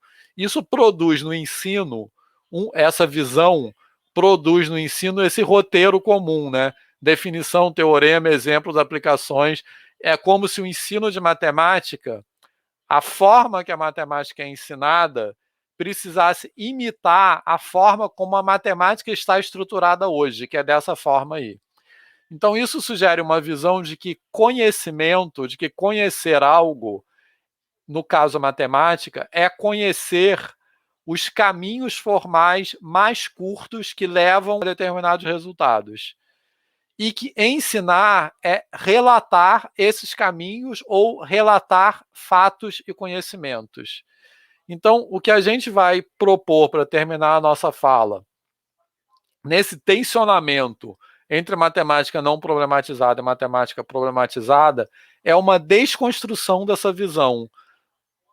E essa desconstrução se dá tanto no campo epistemológico da própria matemática como da educação, né? Então, o que é ensinar? Ensinar é relatar fatos ou é provocar perguntas? Então, pode ir. A gente tem 10 minutos só. Então, o que a gente chama de matemática não problematizada é uma concepção sobre a matemática centrada nas respostas, como se a matemática como campo de conhecimento fosse um conjunto de resultados prontos. E nessa perspectiva, como o que está no centro são as respostas, os problemas são vistos como estados de deficiência provisórios para se obter as respostas. Ou seja, os problemas são deficiências transitórias e que são destruídos quando se obtém uma resposta. E aí uma coisa que é muito importante para o ensino é que essas deficiências provisórias são, em geral, atribuídas ao próprio sujeito, a incapacidades inerentes aos sujeitos. Incapacidades cognitivas, por exemplo, ou seja, as respostas existem a priori. Os problemas são deficiências. E se essas deficiências ainda perduram, é porque eu tenho alguma incapacidade que me impede de vislumbrar a resposta. Então, eu preciso superar essa incapacidade. Pode ir. Se quiserem falar. Então, isso aí... Querem falar alguma coisa, pessoal? Isso aí, basicamente, a gente já comentou, né? Essa visão de matemática como uma ciência do rigor e, sobretudo, que não tem espaço para o erro, né? Assim, o erro, se a gente tem uma visão centrada nas respostas, e os problemas são deficiências transitórias, então o erro e o não entendimento são sempre entendidos como marcas, como emergências dessas deficiências, pelas quais os sujeitos são responsáveis. Então, o erro e o entendimento são deficiências indesejáveis, que têm que ser eliminadas, que são do processo de ensino, por exemplo. Pode ir. Não, é importante falar dessa questão do erro, né? Porque na história da matemática as coisas foram construídas através disso, né? Que a gente vai falar agora. Exatamente, que é esse exemplo aí, que isso acontece sempre, eu diria, na história da matemática, mas a gente trouxe esse exemplo da geometria não euclidiana, que é um exemplo no qual isso fica muito evidente, né? Falando muito rápido, mas uma coisa importante para a consolidação da área da matemática que hoje se chama geometria não euclidiana foram os erros nas tentativas de demonstração do postulado das paralelas como um teorema. Então, a gente não pode se detalhar muito isso, mas foram esses erros nas demonstrações, erros formais, que, vamos dizer assim, deram os insights que impulsionaram essa consolidação da geometria euclidiana, não euclidiana, desculpem, que hoje é uma área estabelecida na matemática e que tem desdobramentos e aplicações fundamentais em diversas outras áreas, na física, etc. Né, assim. E que ela não teria, possivelmente, se consolidado como ela é hoje se não fossem esses erros. Então, isso coloca em xeque essa visão de matemática problematizada, como se o que definisse a matemática fossem as respostas e não os problemas. E se isso é assim, né, se o erro tem um papel importante no próprio desenvolvimento da matemática como área do conhecimento, então por que o erro é tão indesejável no ensino de matemática? Pode ir. Então, isso aí também produz essa visão de que matemática é algo só para pessoas talentosas e que o trabalho do professor é reconhecer os alunos talentosos e separar os do fracos. É uma visão que também, voltando ao que a gente falou no começo, a gente defende que tem que ser desconstruída se a gente quer pensar em que ensino de matemática nós precisamos para um futuro viável, né? Assim, pode ir. E, sobretudo, a ideia é que a matemática é uma ciência, por ser exata, é uma ciência neutra e que pode haver alguma posição em educação que é isenta de política, né? Então, para isso a gente fala, e isso está muito muito atual, né? Está muito em disputa hoje em dia, que pode haver algo em educação isento de política, e a gente reivindica a fala de Paulo Freire, que não existe educação neutra, né? Toda neutralidade afirmada é uma opção escondida. Essa frase é terrivelmente atual, né? Assim, hoje existe uma defesa de que em educação pode haver certo tipo de posição que é sem partido, né, nas palavras que têm sido usadas, e uma posição que é ideológica, né? E o que a gente quer dizer aqui é que mesmo nas ciências rotuladas como exatas, qualquer posição em educação é uma posição ideológica. Então, o que nós temos que decidir como professores não é ser ideológicos ou não, mas a que ideologia nós vamos nos afiliar, né? Aí nós teríamos um exemplo para falar disso que não vai dar tempo, a gente precisa pular para encerrar a nossa fala. Então, finalmente, encerrando a nossa fala, nós falamos em oposição a essa ideia de matemática não problematizada, uma ideia de matemática problematizada, que, ao contrário da anterior, não tem as respostas como categoria central, e sim os problemas, né?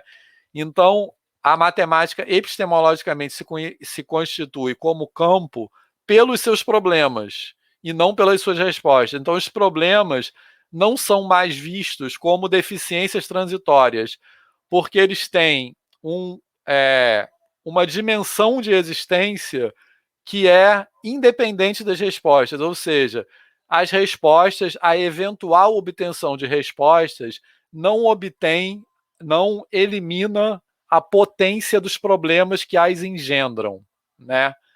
Então pode ir. Isso produz uma outra visão de educação, né? Uma educação centrada na produção de sentidos, na mobilização de afetos, na qual o erro é visto como uma potência de criação, né? E o não entendimento entrelaçado ao erro é visto não como uma deficiência do sujeito, como a gente falou anteriormente, né? Muitas vezes nos contextos de sala de aula, quando algum aluno fala não entendi alguma coisa, isso é interpretado como um estado de deficiência, aquele aluno é fraco em algum sentido, lhe falta algo para entender o que está sendo dito. Então, a gente, nessa perspectiva de matemática problematizada, a gente desestabiliza essa oposição entre o não entendimento e o entendimento. O não entendimento não é a negação do conhecimento. O não entendimento é a possibilidade de produzir outros entendimentos. Então, é a possibilidade de produzir outros conhecimentos. Então, quando um aluno se manifesta por não entender algo, a gente tem que aproveitar isso para produzir outras formas de entender. Então, a gente também desestabiliza a visão de que fugir desse roteiro é superficializar o conteúdo e que é uma visão que a gente acha que é muito comum no ensino de matemática hoje, né? Assim, nos paradigmas de ensino de matemática, né? Que se a gente foge desse roteirinho, é como se a gente estivesse de alguma forma facilitando a matemática. E o que a gente quer dizer é que manter-se estaticamente nesse roteiro é que pode impedir a produção de sentidos sobre o conteúdo, né? Ou a mobilização de afetos. Em particular, chegando ao nosso último slide, a gente acha que uma perspectiva de matemática ou de ciências exatas na qual nada faz sentido, na qual a própria ciência não é apresentada a partir da sua capacidade de se autoproblematizar, e sim como algo sacramentalizado e dogmático, se a gente apresenta uma ciência ou uma matemática assim, nada fará sentido. E quando nada faz sentido, qualquer coisa pode fazer sentido. Então, tanto faz falar de gravidade ou de terra plana, porque se tudo é dogmático, então tudo tem o mesmo valor, né? Então, acho a gente importante encerrar por aí, porque pode haver uma visão no senso comum de que problematizar o conhecimento científico é uma postura negacionista. E a gente defende que exatamente a apresentação do conhecimento científico de forma não problematizada que produz o terreno sobre o qual o negacionismo se prolifera, porque ele não evidencia essa capacidade da ciência de se autoproblematizar, e assim não diferencia a ciência da religião. E agora, gente, a gente está colocando aqui algumas páginas, né, que são interessantes para quem quiser pesquisar, conhecer melhor. Então, tem a página da licenciatura, do PEMAT, né, o Programa de Pós-Graduação em Ensino de Matemática, o LAPRAME, que é o grupo de pesquisa no qual a gente faz parte, e também o Projeto Fundão, que é um projeto maravilhoso, que faz esse... que nós junta, não fazemos né? parte, mas queremos fazer propaganda. Sim, mas é muito incrível porque mistura os professores do ensino básico, da universidade, e elaboram livros e projetos, programas muito interessantes. Então, valem a pena vocês conferirem. E para terminar... Vai lá, vai, Vitor. Não, fala você. Então tá. E tem uma frase que o Vitor usa muito, que eu gosto bastante, é que a gente reafirma a importância da matemática como disciplina escolar, mas essa não é uma matemática sem filosofia e nem uma matemática sem arte, né? Ela tem que estar contextualizada, tem que estar dialogando com o contexto, com os sujeitos, todo mundo fazendo parte, né? Então... E essa defesa a gente acha que é importante porque hoje, né, nos setores ultraconservadores que assumiram o poder, determinados setores políticos no Brasil que a gente conhece, há uma defesa de colocar as ciências ditas exatas em oposição às ciências humanas. E o que a gente quer dizer é que nas ciências rotuladas como exatas, a gente não pode produzir sentido sobre elas sem arte e sem filosofia, né? A gente não pode ter uma educação sem ciências humanas. E a desconstrução dessa oposição tecnicista entre ciências exatas e ciências humanas, a gente reivindica como um movimento de aquilombamento da educação, né? Ou seja, como um tomar posse por grupos que têm sido invisibilizados e que reivindicam um protagonismo de fala. Acho que é isso. É isso, pessoal. Agradeço demais a quem acompanhou a gente. A gente realmente está bem em cima do horário, eu vou ter que encerrar. Mas agradeço a quem acompanhou a gente, a quem vai acompanhar, porque o vídeo vai ficar disponível. E acho que é isso. Bom evento para todo mundo, que hoje é só o primeiro dia. Não deu para ter debate ao vivo, mas no nosso contato estamos à disposição. Venham para o LAPRAME. Valeu, gente. Até mais. Tchau, bom evento e boa tarde.